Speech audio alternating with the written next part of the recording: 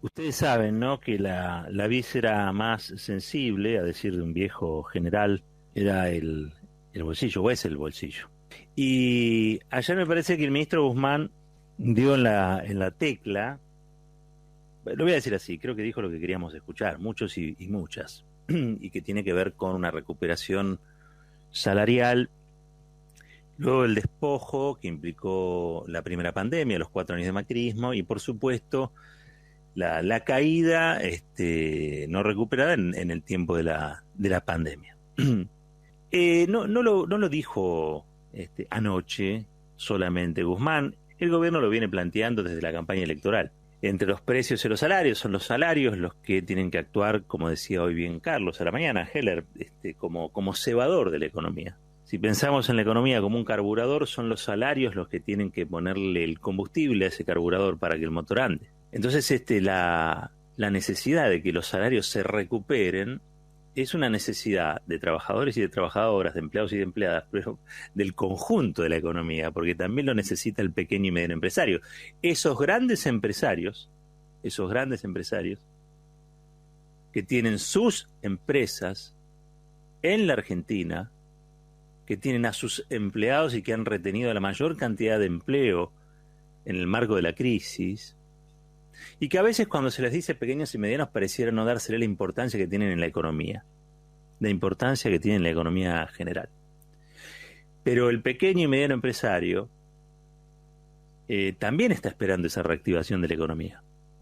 Yo diría que somos más los que creemos que la economía se recupera, aquellos que en realidad creen que este estado de cosas es el mejor, ¿no? Este es el peor estado de cosas. La Argentina tiene índices que nos avergüenzan, índices de pobreza, índices de desocupación, de subocupación, de indigencia. Nos avergüenza, nos avergüenza. El otro día nos poníamos contentos porque hubo un pico de recaudación, y eso es una chispa que ilumina la posibilidad de que la adecuación de haberes de jubilados y jubiladas esté por encima de la inflación. Es decir, que le gane a la inflación. ¿Por qué? Porque se va a nutrir de la recaudación y de los salarios recuperados. Entonces el índice va a ser positivo por encima de lo que marque la inflación. Eso es lo que tiene que lograr el gobierno. Está bien encaminado, y sí, está bien encaminado, sí está aumentando la recaudación. ¿Por qué? Porque también empieza a moverse la economía. A mayor economía, obviamente, a mayor movimiento de la economía, a mayor recaudación. Algunos se quejan porque dicen, bueno, pero son impuestos que pagamos nosotros. Sí, sí, fundamentalmente, miren, es el IVA. Hay otros, por supuesto, ¿no? Pero digo, es el IVA. El IVA es el que te marca la temperatura del consumo. Y el consumo es lo que te marca la temperatura salarial. Si hay buen salario, hay mayor consumo. Si hay malos salarios, hay menos consumo. Sí, el IVA es eso. El IVA es también un impuesto muy injusto y muy desigual, siempre lo decimos.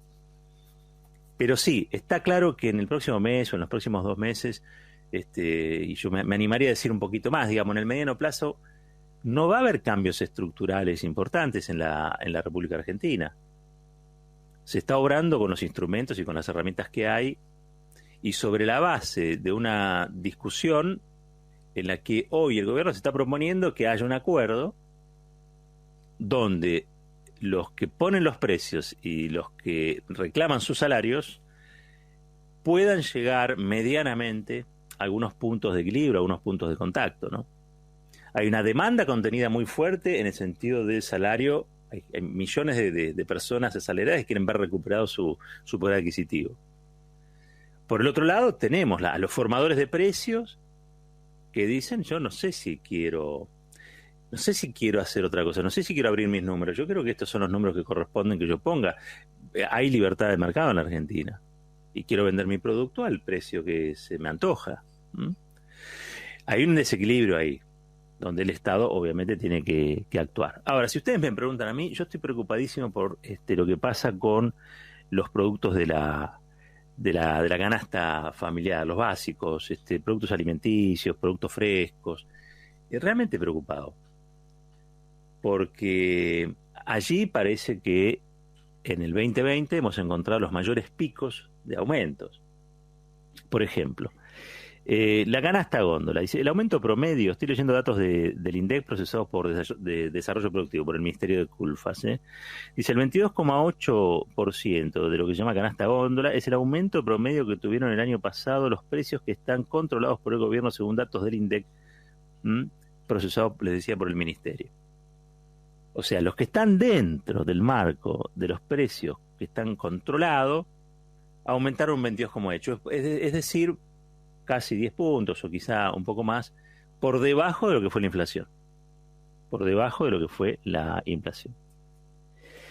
En ese sentido, vemos que hay otro rubro donde se dispararon los precios y es en productos frescos. El mismo organismo registra incrementos en carne, frutas y hortalizas del 57,1%. 57,1%. Y claro, en el promedio vamos a estar en lo que fue la inflación de este año, que fue 18, 19 puntos más baja que en el año anterior. En el promedio. Pero el promedio es una cosa muy injusta, ¿no? Esto siempre lo decía García Márquez. Hay dos personas y dos pollos. Hay uno que se come los dos pollos, para la estadística es cada uno se come un pollo. Hay un pollo por persona. ¿Sí? Entonces los promedios tienen la tranquilidad de un número, pero también incorporado una especie de falacia, que es que todos estamos en el promedio. No, si los productos frescos, que son los productos nutrientes, proteicos, están arriba del 57,1%, no hay salario que haya aumentado en esa misma proporción. Es decir, acá los precios subieron por la escalera mecánica o por el ascensor inteligente y los salarios vienen arrastrándose por la escalera de mármol. Digo, la verdad es que el nivel de inflación en ese segmento de productos frescos es muy caro, es muy alto, es imposible de afrontar, genera mucho mal humor social también, ¿no? Esta tendencia agitada también por ciertos medios, ustedes saben, espacios políticos, que no dijeron nada cuando Macri destruía el salario, cuando Macri aumentaba 500%, 2.000, 3.000% las tarifas, cuando desconaba la economía, el mercado interno, las pymes, los comerciantes. No, los que no dijeron nada en ese momento, ahora se horrorizan por estos precios. Yo la verdad es que al menos vamos a pedir para esta discusión, que entiendo que sea una discusión seria, que aquellos que no denunciaron el saqueo, al menos en esto sean prudentes y hablen poco. Ahora, que tenemos realmente un problema de precios, es una obviedad. La estructura, la cadena de valor, de cómo se construye un precio, algo anda mal, porque se queja el consumidor, pero también se queja el productor. Dice, yo me levanto, pongo la vaca, saco la leche, qué sé yo, me pagan una miseria, y por el otro lado el consumidor va y dice, y a mí me cobran una fortuna. O sea, a uno le pagan una miseria y al otro le cobran una fortuna. Entonces está mal. Eso hay que revisarlo. Eso hay que revisarlo. Por supuesto, revisar eso implica toda una decisión, que no es solamente la decisión política de sentarse y tratar de llegar a un acuerdo. Hay que vigilar también y hay que controlar. Hay que vigilar y controlar que los acuerdos se cumplan. Hoy hay tecnología disponible para que sea online esa posibilidad. No tendría que haber abusos, que son los que habitualmente generan mayor incomodidad a los usuarios y a los consumidores. Porque vos vas y sabés que estás buscando tal o cual cosa que salió anunciada y no está, y te ponen otra que sale 2 veces más cara. Digo, eso genera mucha irritación. Eso genera mucha irritación. El gobierno, me parece a mí, plantea un objetivo que es el mejor para el país y tiene que ver con que se recupere el salario. El salario es, hoy el buen salario diría que es negocio para todos y para todas. Que haya un salario que se recupere, que haya un salario capaz de comprar cosas, que haya un salario que le permita al comerciante levantar cabeza, que le permita a la industria producir y hacer su ganancia. Es decir, todos tenemos, o la gran mayoría tenemos como objetivo que el salario se recupere. Para que el salario se recupere, una de las formas de la recuperación del salario es el instrumento paritario. Pero lo otro es que no haya abuso en esta puja distributiva de los formadores de precios. Y me parece que ahí hay que apuntar los cañones, ¿no? Desde ya, cuando digo los cañones, digo hay que prestar atención, mirar al detalle, poder revisar cómo se genera un precio. ¿Qué tiene de malo saber cómo se genera un precio? ¿Qué es? No estamos violando el secreto de confesión. Es simplemente entender que hay rentabilidades que son racionales y sensatas y otras que no lo son. Porque el precio no puede ser todo lo que yo puedo ganar. Porque vos vas a cobrar un precio en una determinada comunidad, en una comunidad inserta en un país. Y bueno, todo es relativo. También es relativo un precio. Entonces vos no puedes ponerle a lo que vas a vender todo lo que puedes ganar. No, tiene que ser una rentabilidad razonable.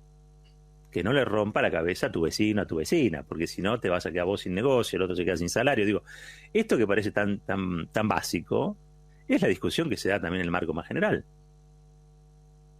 Entonces si vos sos un monopolio, esto creo que lo explicábamos ayer, vos sos un monopolio o un oligopolio, decís, bueno, yo desde esta posición dominante, esta posición de fuerza, le pongo a mis productos el precio que quiero.